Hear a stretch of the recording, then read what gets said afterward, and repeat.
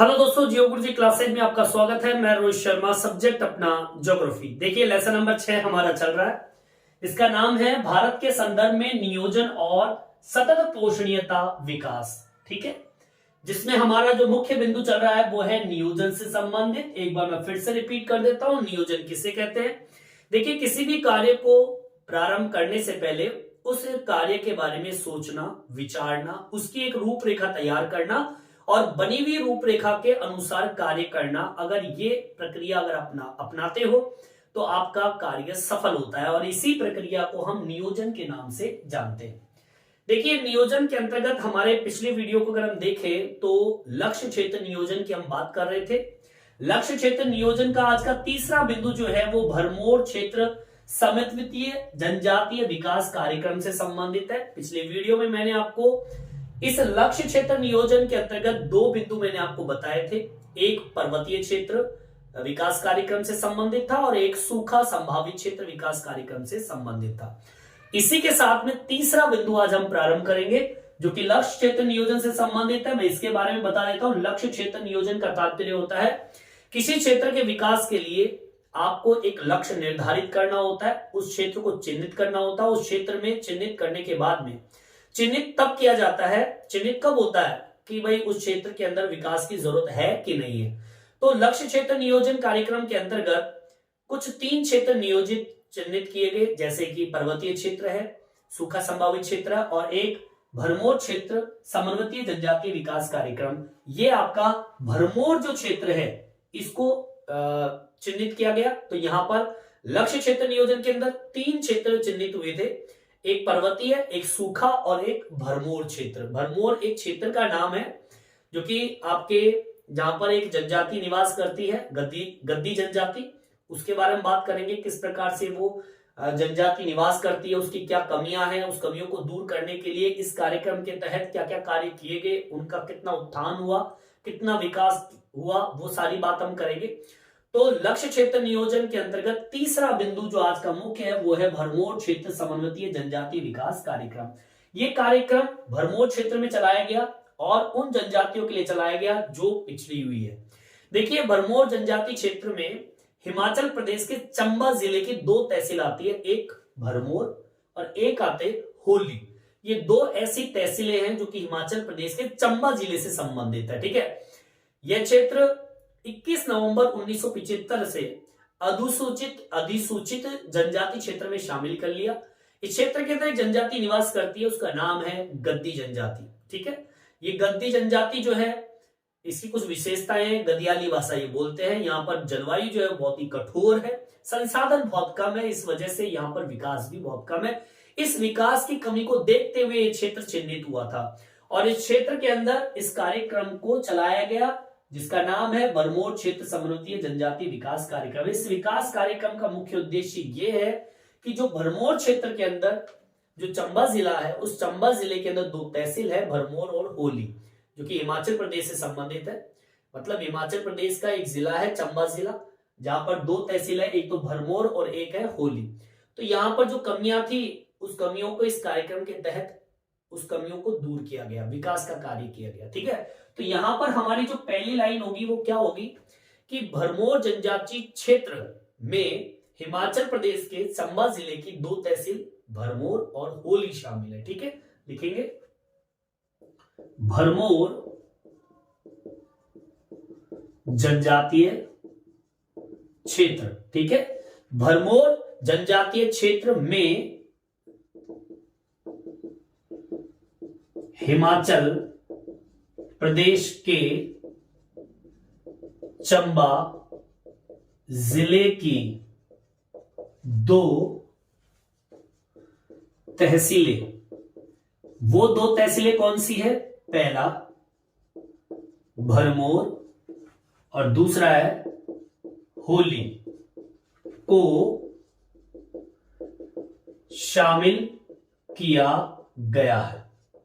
ठीक है, होली और भरमौर क्षेत्र है, तहसील है, जो कि हिमाचल प्रदेश का एक जिला है चंबा जिला, वहां की 2 तहसील है भरमौर और होली।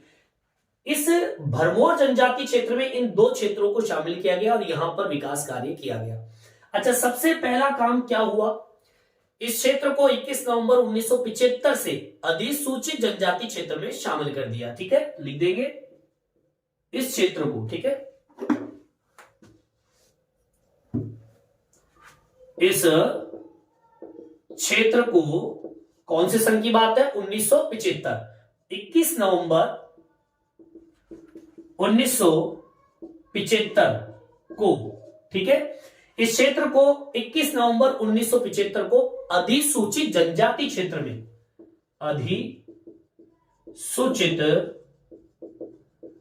जनजाति क्षेत्र में क्या कर दिया, शामिल किया। अब देखिए, जब ये क्षेत्र अधिसूचित जनजाति क्षेत्र में जब शामिल हो गया, तो ये अधिसूचित जनजाति क्षेत्र क्या है, ऐसी जनजातियों के लिए अधिसूचित जनजाति क्षेत्र मतलब एक कानूनी व्यवस्था है अधिसूचित। इस अधिसूचित में शामिल होने वाली जो जनजातियां हैं उनका विकास कार्य प्रारंभ हो जाता है। ठीक है, अब आपको बता दूं कि ये जो क्षेत्र है आपका भरमौर और होली, जो क्षेत्र से हम भरमौर जनजाति क्षेत्र कहते हैं, यहां पर गद्दी जनजाति निवास करती है, या कहें कि इस क्षेत्र में गद्दी जनजाति समुदाय का आवास है। ठीक है, लिख देंगे इस क्षेत्र में गद्दी जनजाति समुदाय का आवास है, मतलब ये लोग निवास करते हैं, गद्दी जनजाति के लोग यहां पर निवास करते हैं। ठीक है, इसी के साथ में आप जोड़ोगे क्या, ये जनजाति जिसे हम गद्दी जनजाति कहते हैं, ये हिमाचल या फिर हम कहें कि हिमालय क्षेत्र के अंदर ऋतु प्रवास करते हैं, गदियाली भाषा ये बोलते हैं। ठीक है, लिख दीजिए ये गद्दी जनजाति। ठीक है, ये गद्दी जनजाति हिमाचल प्रदेश में या फिर हम कहें हिमालय में ऋतु प्रवास मतलब ऋतु के आधार पर प्रवास करते, एक स्थान से दूसरे स्थान पे जाते। ठीक है, करते हैं। वे एक भाषा बोलते, कौन सी भाषा बोलते, ये गदियाली भाषा बोलते। ठीक है, वे गदियाली भाषा बोलते हैं। ठीक है, मेंशन कर देंगे इसको। आगे सुनिए, भरमौर जनजाति जो क्षेत्र है, यहां पर जलवायु कैसी पाई जाती है, कठोर, और आधारभूत संसाधन कैसे पाए जाते हैं, कम, पर्यावरण कमजोर पाया जाता है। ठीक है, इसको मेंशन कर देंगे, और इसी कारण से तो यहां पर विकास नहीं है, लिख देंगे भरमौर जनजातीय क्षेत्र की जलवायु कठोर, संसाधन कम व पर्यावरण, भृगु कह दीजिए, कमजोर कह दीजिए, पर्यावरण कम कह दीजिए, भृगु कह दीजिए, कमजोर कह दीजिए, कोमल कह दीजिए, पाया जाता है। ठीक है, तो इस तरीके से आपको मेंशन करना है। ये तो अभी आपको मैंने बताया है कि यहां पर क्षेत्र कौन सा आता है और किस प्रकार की जनजातियां निवास करती है, वो सारी चीज बताई मैंने। एक बार फिर से रिपीट कर देता हूं, सुन लीजिए। भरमौर जनजाति क्षेत्र में हिमाचल प्रदेश के चंबा जिले के 2 तहसीलें शामिल है, एक भरमौर और एक होली। इस क्षेत्र को 21 नवंबर को 1975 को अधिसूचित जनजाति क्षेत्र में शामिल कर दिया। इस क्षेत्र में गद्दी जनजाति समुदाय का आवास है। इस गद्दी जनजाति हिमाचल प्रदेश में या हिमालय में ऋतु प्रवास करते हैं और गदियाली भाषा बोलते हैं। भरमौर जनजाति क्षेत्र की जलवायु कठोर है, संसाधन कम है, और पर्यावरण जो है वो बहुत ही भरपूर, कमजोर कह दीजिए, रहने लायक नहीं है। ठीक है, तो ये तो थोड़ी मैंने उस क्षेत्र की बात कर ली जो कि इस भरमौर जनजाति क्षेत्र के अंतर्गत आते हैं, मतलब विकास कार्यक्रम कहां पर प्रारंभ किया गया। ठीक है, जो लक्ष्य क्षेत्र नियोजन का पार्ट है, लक्ष्य क्षेत्र नियोजन के तहत योजना आयोग के अनुसार लक्ष्य क्षेत्र नियोजन के तहत ये जो क्षेत्र निर्धारित हुआ है, चिन्हित हुआ है, वहां पर कौन सा क्षेत्र निर्धारित हुआ है वो सारी चीज मैंने बता दी। अब सुनिए, अब कार्यक्रम लागू कर दिया गया। अब लागू करने के बाद में वहां पर क्या क्या बदलाव हुए, वहां की जनसंख्या से संबंधित, अर्थव्यवस्था से संबंधित, वहां की अर्थव्यवस्था का मुख्य स्रोत क्या है और उनके लिए इस कार्यक्रम के तहत क्या क्या कार्य किए गए, इसकी भी हम बात करेंगे। चलिए यहां तक समझ में आ गया होगा, यहां तक आप उतार लीजिए। चलिए आगे की ओर बढ़ते हैं। अब हम बात करते हैं इस क्षेत्र की थोड़ी स्थिति की, अर्थव्यवस्था की, सामाजिक रूप की बात कर लेते हैं। देखिए 2011 की जब जनगणना हुई थी तो यहाँ की जो जनसंख्या है वह 39,113 थी। मतलब यह कि 21 व्यक्ति प्रति वर्ग किलोमीटर में लोग निवास करते थे। हिमाचल प्रदेश का यह क्षेत्र जो है, जो भरमौर क्षेत्र है, वो आर्थिक और सामाजिक रूप से बहुत ही पिछड़ा हुआ क्षेत्र है। इस क्षेत्र का आर्थिक आधार जो है मुख्य रूप से कृषि है, या फिर हम कहें कि पशुपालन में भेड़ और बकरी का पालन करके ये अपना कार्य चलाते हैं, मतलब अपनी अर्थव्यवस्था को संचालित करते हैं। ठीक है, तो ये जो मैंने बिंदु बताया इसको भी आप मेंशन कर दीजिए। ठीक है, क्या लिखेंगे? 2011 की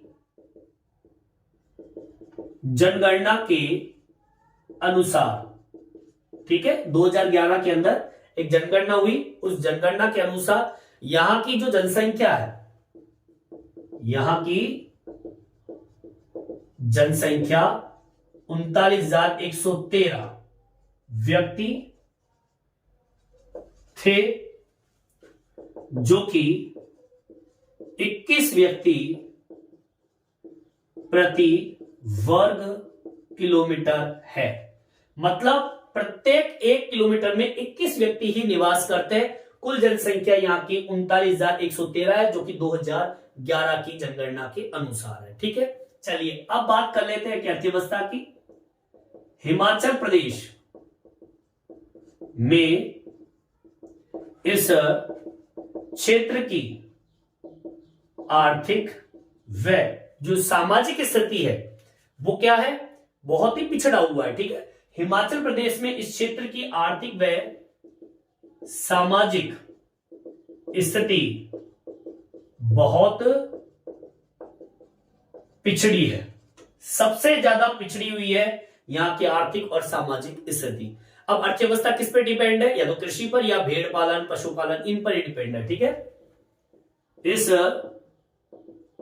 क्षेत्र की अर्थव्यवस्था, एक तो ये करते हैं कृषि, व पशुपालन में करते हैं, भेड़ को पालते हैं और बकरी का पालन करते हैं ये लोग यहां पर, और अपनी अर्थव्यवस्था को चलाते हैं। ठीक है, बात करें 1970 में, 1970 में भरमौर जनजाति क्षेत्र में विकास की शुरुआत हुई और गद्दी जनजाति को अनुसूचित जनजाति में शामिल कर लिया। ये बात है 1970 की। आगे बात समझ, मतलब 1970 से ही भरमौर जनजाति क्षेत्र का विकास प्रारंभ हो गया था। ठीक है, लिख देंगे 1970 से भरमौर क्षेत्र का विकास प्रारंभ हुआ व यहां की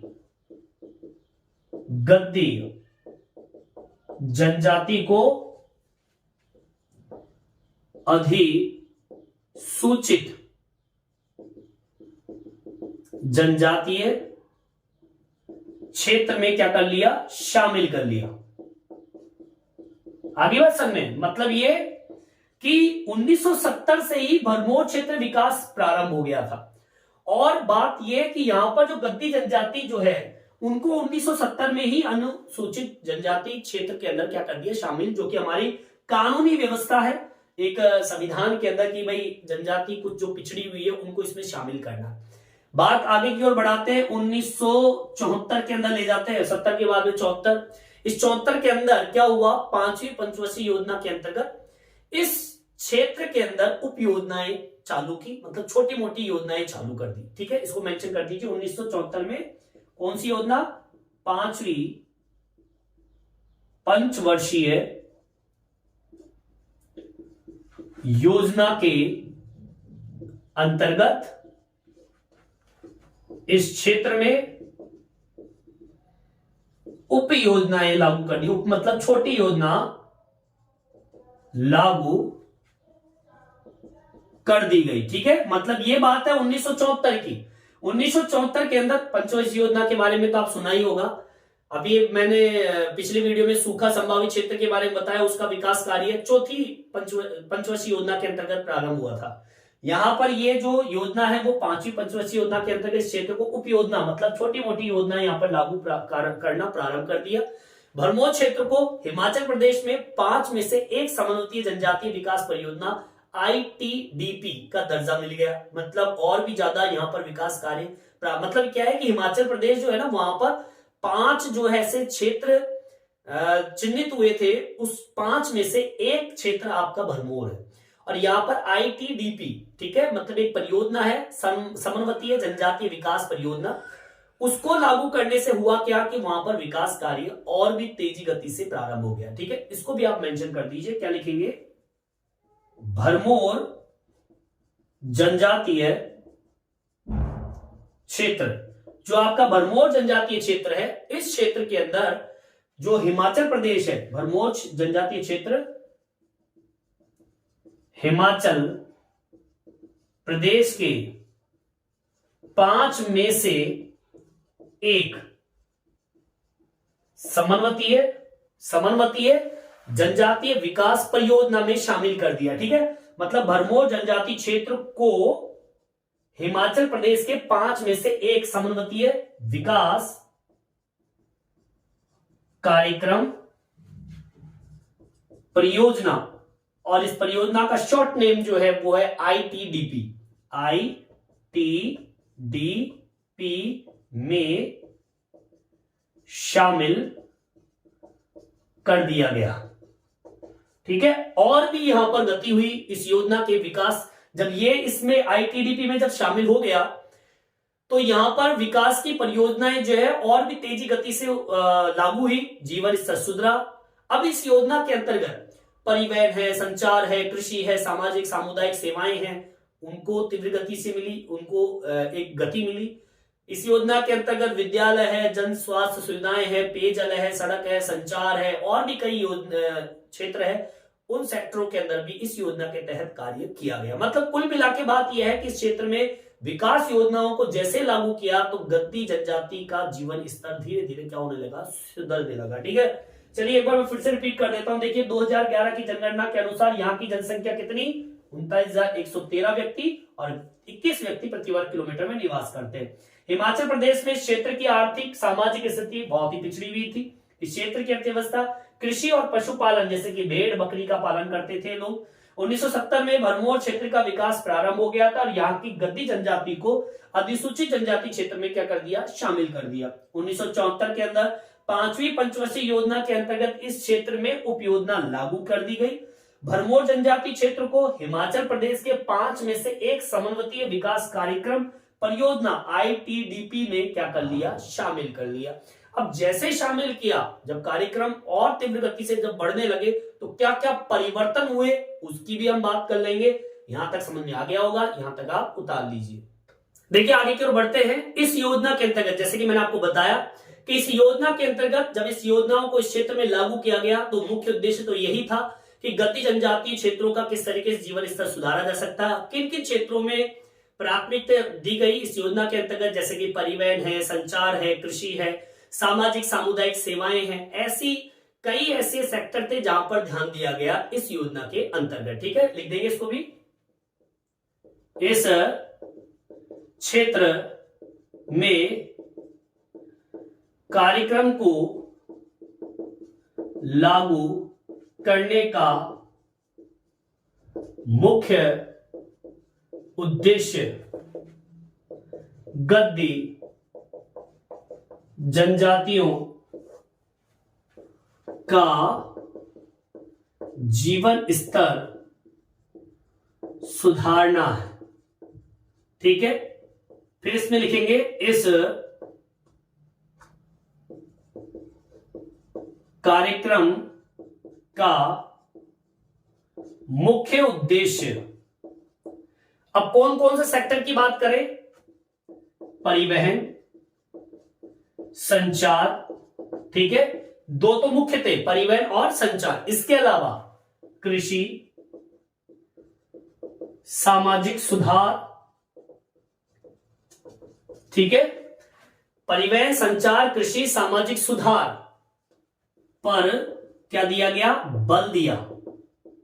और सुनिए, इस कार्यक्रम के अंतर्गत, इस योजना के अंतर्गत विद्यालय, जन सुविधा, पेयजल, सड़क, संचार, विद्युत जैसे विकास कार्य भी किए गए। ठीक है, इस योजना के अनुसार विद्यालय, ठीक है, जन सुविधाएं, ठीक है, सड़क, विद्युत, आगे बात समझ में, विद्यालय भी होने चाहिए, जन सुविधाएं भी होनी चाहिए, सड़क होनी चाहिए, विद्युत होना चाहिए, संचार होना चाहिए, सब कुछ पर क्या दिया, बल दिया। समझ में आई बात। ये कार्य इस कार्यक्रम के अंतर्गत किए गए। अब देखिए फायदा किसको मिला। इस योजना से सबसे ज्यादा फायदा मिला था होली और खड़ी क्षेत्र में बसे जो गांव थे उनको ज्यादा लाभ हुआ। इस योजना से एक क्षेत्र का नाम है तुंधास और एक है कुमती क्षेत्र है, उसके आसपास के जो गांव है उनको थोड़ा कम विकास मिला। ठीक है, इसको मेंशन कर देंगे। इस योजना से सर्वाधिक लाभ एक तो आपका होली, व दूसरा क्षेत्र जो है वो है खड़ी क्षेत्र को, या फिर कहें आसपास के ग्रामीण क्षेत्र को हुआ। वह कम किसको हुआ, एक तुधास व कुमती के आसपास के गांवों को कम लाभ हुआ। ठीक है, फायदा सबसे ज्यादा होली और खड़ी गांव के आसपास का क्षेत्र है, और एक तुन्हास और कुंगती जो गांव है वहां इनको कम फायदा मिला। यह योजना लागू होते ही साक्षरता दर में तेजी से बढ़ोतरी हुई, लिंग अनुपात में सुधार हुआ, बाल विवाह में कमी आई। इस क्षेत्र में स्त्री साक्षरता दर 1971 में 1.88% से बढ़कर 2011 के अंदर 65% हो गई। अब देख लीजिए इस कार्यक्रम से कितना फायदा हुआ है, साक्षरता दर में तेजी हुई। लिख देंगे इस योजना से स्त्री साक्षरता दर में बढ़ोतरी हुई। ठीक है, तो थोड़ा सन में कंपेयर किया गया है, जैसे कि 1971 में 1.88% से बढ़कर 2011 में कितनी हो गई, 65% साक्षरता दर हो गई। अब आप लगा लीजिए, अंदाजा लगा लीजिए कि कितना बेनिफिट इस योजना से हुआ है। गद्दियों की जो अर्थव्यवस्था है वो किस पर डिपेंड है, जैसे मैंने बताया आपको, कृषि पशुचारण पर आधारित है। दाल और जो नकदी फसल है उसकी खेती की बढ़ोतरी में भरमौर क्षेत्र के अंदर इस कार्यक्रम से इन क्षेत्र के अंदर मतलब जो कृषि क्षेत्र में बढ़ोतरी हुई है। गति जनजाति बहुत ही गतिशील जनजाति है जो कि मजदूरी के लिए आसपास की आजीविका चलाने के लिए मजदूरी के लिए आसपास के क्षेत्रों में वो प्रवास भी करते हैं, जिसके अंदर कांगड़ा एक ऐसा क्षेत्र है जहां पर सबसे ज्यादा लोग प्रवास करते हैं। ठीक है, इसको भी मेंशन करेंगे। यहां तक समझ में आ गई होगी, यहां तक आप उतार लीजिए। अब देखो इसके अंदर तो ऐसा कुछ है नहीं है कि भाई इस क्षेत्र में जो कार्यक्रम को लागू किया तो क्यों किया, जीवन स्तर को सुधारना, किसकी, गद्दी जनजाति की। अब जैसे लागू होता है तो इसका मुख्य उद्देश्य क्या था, परिवहन, संचार, कृषि, सामाजिक सुधार ही तो करना था। वो सुधार चाहे विद्यालय, जन सुविधाएं, सड़क, विद्युत पर बल देकर हो। ठीक है, इस योजना से सबसे ज्यादा फायदा होली और खड़ी गांव जो क्षेत्र है वहां पर फायदा हुआ, कम जो है इन क्षेत्रों में हुआ, दुहास और कुंती में। इस योजना को लागू करने से सबसे बेनिफिट तो यह है, साक्षरता दर तेजी से बढ़ी, जिसमें अगर स्त्री साक्षरता दर की बात करें तो बहुत तीव्र गति से बढ़ी, 1.88 से बढ़कर 65 हो गई है। एक चीज और, लिंग अनुपात में भी समानता, ये सुधार हुआ, इसको मेंशन कर दीजिए, लिंग अनुपात में सुधार भी हुआ है। सही में बात, इस योजना को लागू करने से ना। इसके अंदर एक चीज और जोड़ दीजिए, बाल विवाह में कमी आई है। ठीक है, यह भी फायदा इस कार्यक्रम को लागू करने से हुआ है। आगे बात समझ में, चलिए यहां तक आपके समझ में आ गया होगा, यहां तक आप उतार लीजिए। देखिए आगे की ओर बढ़ते हैं और लिखते हैं क्या, लिखिए क्या लिखेंगे, गद्दियों की अर्थव्यवस्था किस पे डिपेंड करती है, कृषि पर, और करती है पशु चारण पर आधारित है। क्लियर? मतलब अर्थव्यवस्था इनकी कृषि और पशुचारण पर आधारित है। इस कार्यक्रम को लागू करने से, इस योजना को लागू करने से एक तो जितनी भी दाल की फसल है और ये कहें कि नकदी फसल है, फसलों के उत्पादन में क्या हुई है? बढ़ोतरी हुई है। आगे बात सब में ठीक है ना? और मैं बताऊं, ये गद्दी जनजाति बहुत ही गतिशील है। ये गद्दी जनजाति गतिशील है। जो एक ऋतु है शरद ऋतु, शरद ऋतु में अधिक मजदूरी के लिए एक क्षेत्र का नाम है कांगड़ा,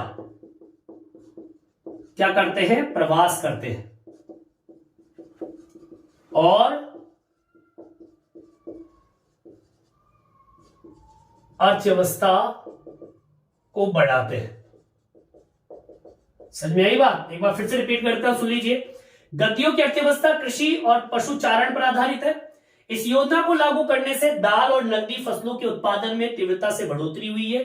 ये गद्दी जनजाति गतिशील है और गतिशीलता के कारण शरद ऋतु के अंदर अधिक मजदूरी के लिए कांगड़ा में प्रवास करते हैं, मतलब वहां जाते हैं और अपनी अर्थव्यवस्था को बढ़ाते हैं, अपनी आजीविका को कमाने के लिए। आजीविका के लिए जो कमाई होती है, उस कमाई के लिए, मजदूरी के लिए एक क्षेत्र कांगड़ा, वहां पर ये लोग जाते हैं। गतिशील है तभी तो जाते हैं, इतना प्रवास करते हैं, ऋतु प्रवास करते हैं, गतिशीलता की वजह से ही करते हैं। और इस तरीके से ये अपना भरमौर क्षेत्र समन्वयीय जनजाति विकास कार्यक्रम कंप्लीट होता है। केवल इसमें आपको यही बताना है कि किस प्रकार से ये कार्यक्रम गद्दी जनजातियों के लिए था, उन क्षेत्रों के अंदर के लिए था जो कि अधिसूचित जनजाति क्षेत्र में शामिल है, वहां के लोगों के लिए था जो कि आपकी जन सुविधाएं और किसी भी प्रकार की सामाजिक समुदाय या अर्थव्यवस्था से पिछड़े हुए हैं। इन पिछड़े क्षेत्रों के विकास के लिए, उनके विकास के स्तर को बढ़ाने के लिए इस योजना को लागू किया गया, इस कार्यक्रम को लागू किया। ठीक है, इस वीडियो में इतना ही। ये वीडियो आपको कैसा लगा कमेंट्स करके जरूर बताएं और मेरे चैनल को सब्सक्राइब जरूर से जरूर करें, जिससे नए नए वीडियो आप तक पहुंचा सकूं। धन्यवाद।